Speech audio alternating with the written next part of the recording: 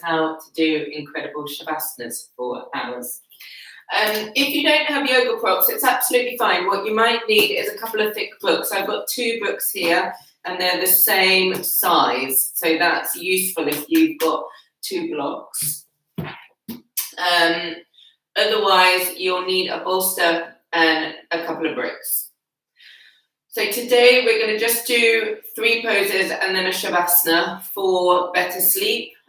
This is part of the Insomnia sequence from Mr. Iyengar's Holistic Health.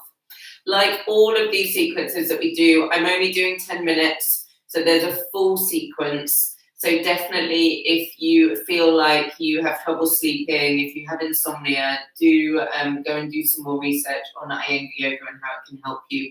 This is just a quick introduction, a quick break from your computer screens, and it's it's really fantastic just how 10 minutes can really calm you, bring you more energy into our lovely bank holiday sunny weekends that hopefully we'll have.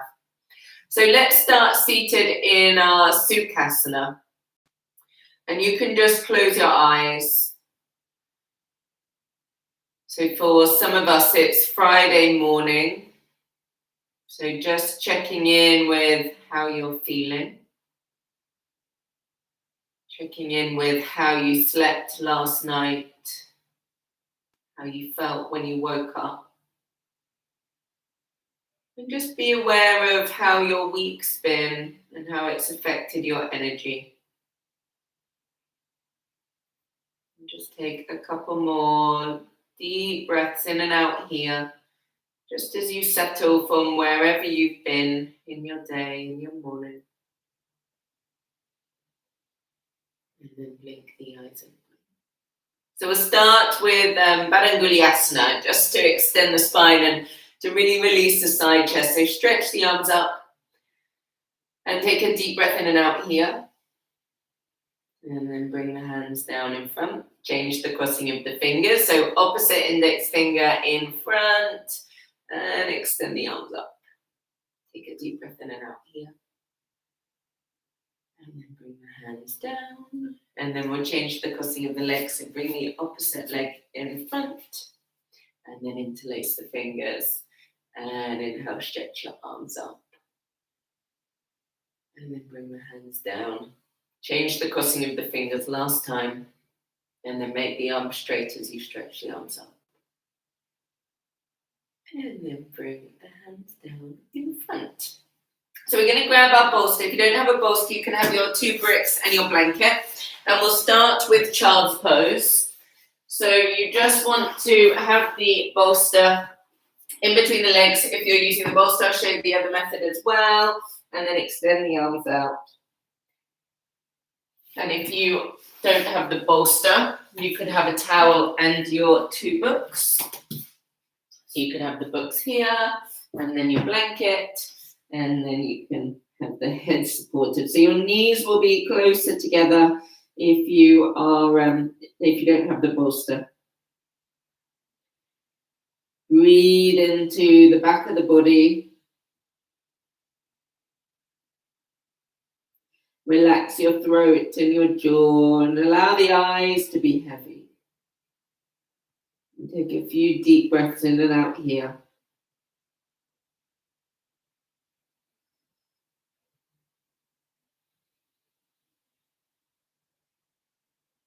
One more deep breath in and out. And then walk the hands back to the knees and come up. So from here, we're going to do Supta Baddha Konasana. So if you've got the bolster, if you've got a couple of cushions, you can set up. I always suggest to have your head away from the wall. Maybe not have a dog on your yoga mat. If you don't have the bolster, then you could have 2 cushions. You can even use your books if they're the same height, and then have something to support the back of your head. So you sit on the floor. Like yesterday, you're going to extend over the bolster. Bring the blanket right up to the top of the shoulders. And then stretch your arms out to the side. slightly lower than the shoulders. So you have the arms in between your side chest and arms out in line with the shoulders. And just start to bring your awareness to your breathing. You can close your eyes. See if you can make your breathing slightly longer, slightly slower.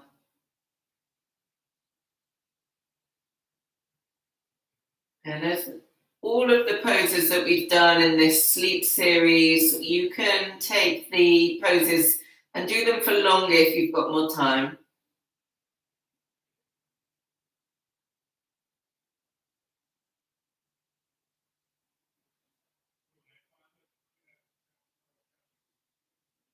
Take a couple more longer, deeper breaths in and out.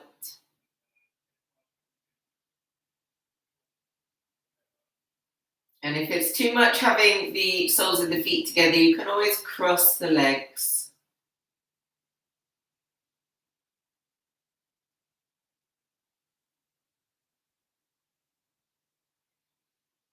And if your mind wanders, keep coming back to your breathing. Allow the breathing to calm the nervous system, to calm your mind. And then you can bring the hands to the outer thighs and bring the knees together. And then to come out of the posture, you're going to roll to the side and then use your hands to press yourself up.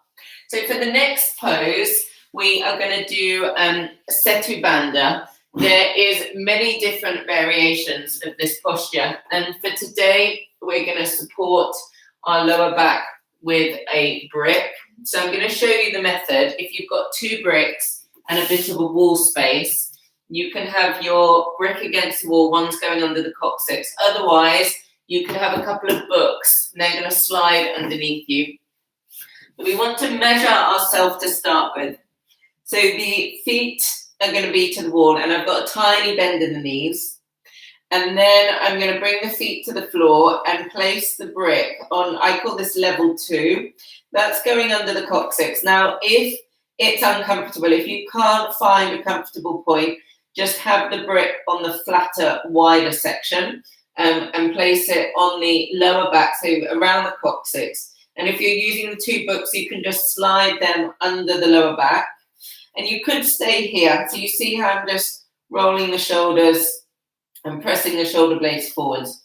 Now, if you have the wall and the block, so you could put a couple of extra books on a pile, then you can do Setu Bandha this way with the legs straight. So you want to support the base of the spine so that your abdomen is soft and broad. So sometimes we'll say like a lake-like quality. Relax your jaw and your throat and allow the eyes to be heavy. So you can close your eyes. Take a few deep breaths in and out. There's many ways of doing this posture. You can use the bolster, you can use a chair. I'm just using 2 bricks for today. But do explore the different options.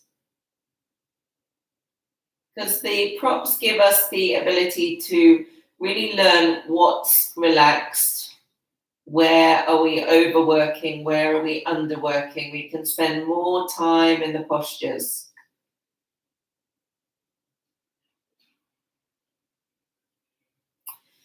And of course, you can stay longer in this pose. Otherwise, if you want to do a shavasana with me, you'll bend the legs and bring the feet down, and then you'll flip the brick to the flatter side. If you're using the books, you'll remove 1 book, keep the knees bent, take a deep breath in and out, and then you remove anything that's under the hips completely, lie on your back. And bring the knees one by one into the chest. So hug the right knee into the chest. And then bring it down. Hug the left knee into the chest. And both knees. and then roll over and come up.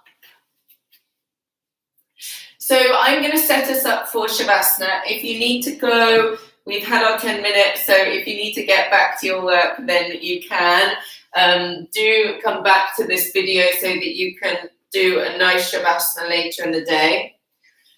One lovely yoga teacher, she says you must do 20 minutes of Shavasana, and then if you've got any more time, you can do other poses. So Shavasana is a really important rest position. So have the blanket, and you can support the back of the neck and head. Grip hold of the mat, spin the inner upper arms out, and then you'll extend the legs straight. And you let the feet fall apart. And then spin inner upper arms out, so the shoulder blades are still supporting the back ribs. Have a small gap between your lips and your teeth, and allow your eyes to close. And just take a few normal breaths in and out of the nostrils, so you're breathing through the nose.